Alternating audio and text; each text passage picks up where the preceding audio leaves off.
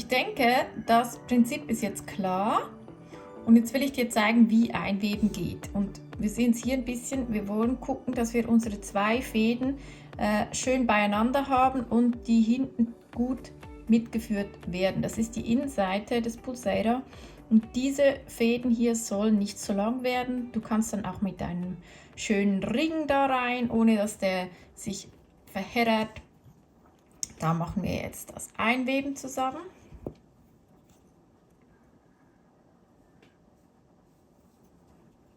Und so geht's.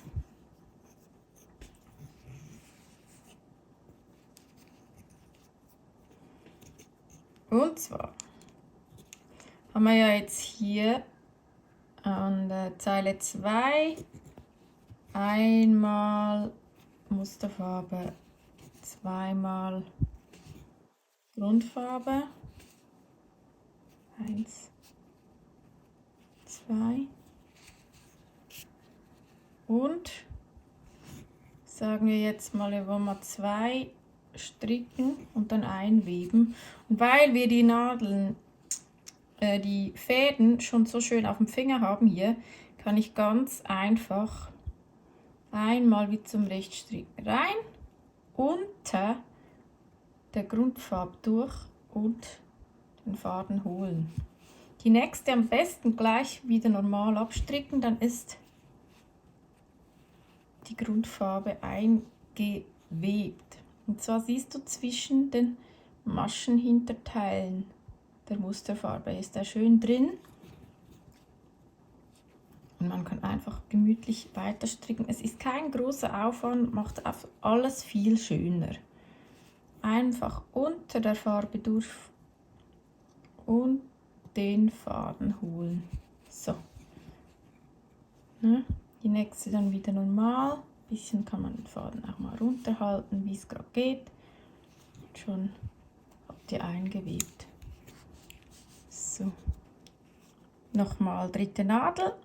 Manchmal hilft eine neue Perspektive. Einmal Musterfarbe, zweimal Grundfarbe. So. Dann einmal Musterfarbe, zweimal Musterfarbe und einweben. Einstichen, unter der Farbe durch und Faden holen. Und gleich wieder normal weiter. So. Ups, da habe ich so ein Fädelchen da reingemixt. So, 1, 2. Einstichen, unter der Farbe durch Faden holen und gleich oben weitermachen. So, jetzt will mich diese Nadel da ein bisschen stören. Macht nichts.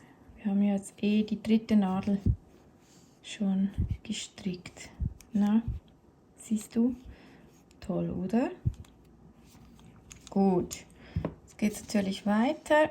Oh, nee, hier. 3.